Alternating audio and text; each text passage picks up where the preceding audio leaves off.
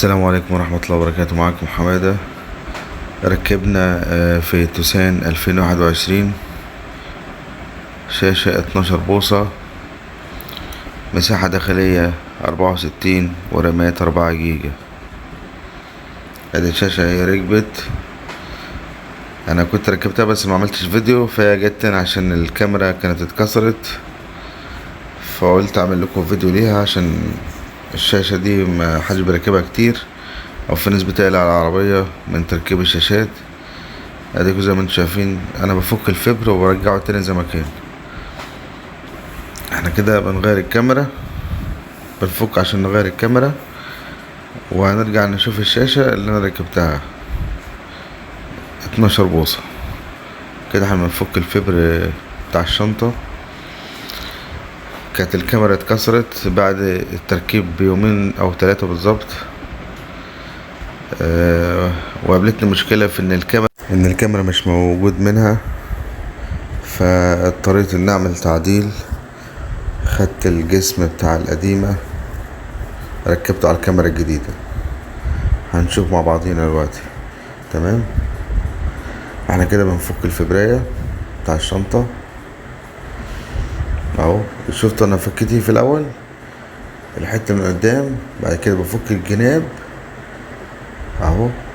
ادي الجنب الشمال وادي الجنب اليمين.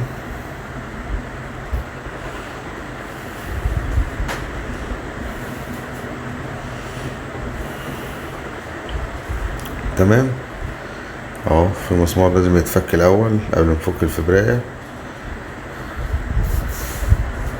يعني فكينا الحتة اللي قدام، بعد كده الشمال ويمين، اليمين الفبر، بعد كده هنفك الشنطة اهي تطلع معاك على طول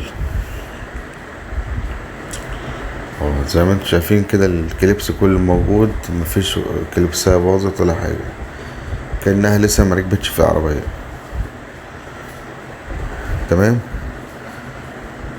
كده احنا بنحش الكابلات عشان نغير الكاميرا المكسورة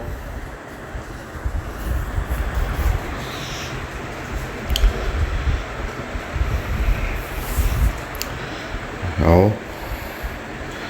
دي الكاميرا المكسورة اهي، مفيش كاميرا فيها اساسا، ودي الكاميرا الجديدة. هنقل الكاميرا في القديمة، يعني احنا هناخد الكاميرا بس من الجسم التانية.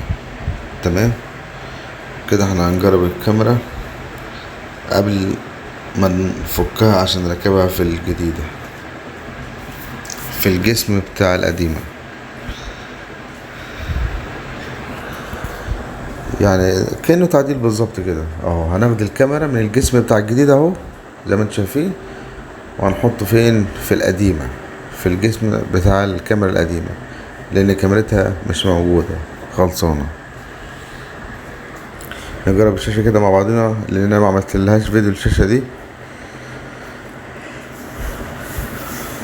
ادي الشاشة اهي، شاشة 12 بوصة ومساحة 64 ورامات 4 جيجا. كده احنا بنجرب المالتي.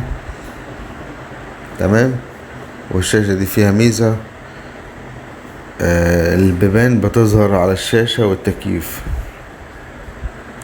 طبعا مش لازم تبقى اوبشن اساسي في العربية عشان تظهر لك على كاسيت الشاشة انك تفتح البيبان او تقفله، او التكييف لازم يكون اوبشن اساسي في العربية، اساسا بيظهر على الكاسيت بتاعها الاصلي. تمام اهي شايفين، تقفل البيبان وتفتح يظهر لك على الشاشة، سواء انت مشغل فيديو او مش مشغل كاميرا، لازم يظهر لك البيبان او الشنطة او الكبوت.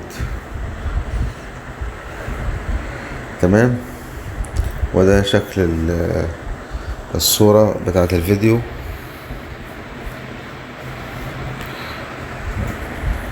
العربية لسه جاية لي النهاردة، فانا قلت اعمل لكم فيديو ليها لان انا ما كنتش عامل لها فيديو اهو. وركبناها مفيش جرح في الطابلو نهائي. وادي صورة الفيديو مع مع الشاشة ال 12 بوصة طبعا كأنك مركب شاشة بيت في العربية بصراحة. يعني تقعد كده في العربية انت مش عايز حاجة تاني، معاك شاشة 12 بوصة. هي سعرها غالي شوية بس بتغير بصراحة العربية لأنها كبيرة، زائد إن راماتها 4 جيجا ومساحة 64، فالأداء بتاع الشاشة عالي بصراحة. وزي ما انتم شايفين الفيديو شغال اهو، والبيبان تفتح تقفل تظهر عندك. طبعا فيها ميرور لينك وفيها الجي بي اس، فيها كل ما يخطر على بالك من امكانيات، واي فاي، هوت سبوت، واي فاي دايركت. طبعا تدعم جميع البرامج لانها اندرويد. فيها طبعا جوجل بلاي. وادي الكاميرا بعد تعب ساعتين عشان اجمعها في الكاميرا القديمة لانها كانت طبعا مكسورة، وركبتها اهي. ركبت الكاميرا الجديدة في جسم الكاميرا القديمة، وادي التجربة اهي. ممكن نزوم عشان خاطر نشوف الكاميرا الفول اتش دي. كاميرا فول اتش دي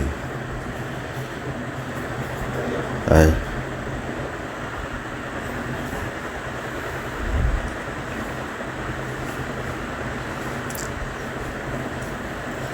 زي ما انتم شايفين صورتها عالية.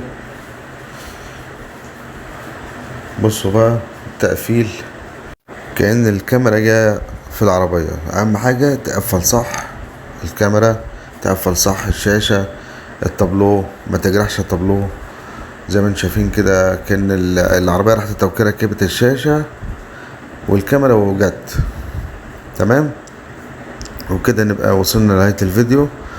يبقى كده احنا ركبنا شاشة 12 بوصة، مساحة داخلية 64 ورامات 4 جيجا، مع تعديل الكاميرا الخلفية في هيونداي توسان 2021. كان معكم حمادة دي جي.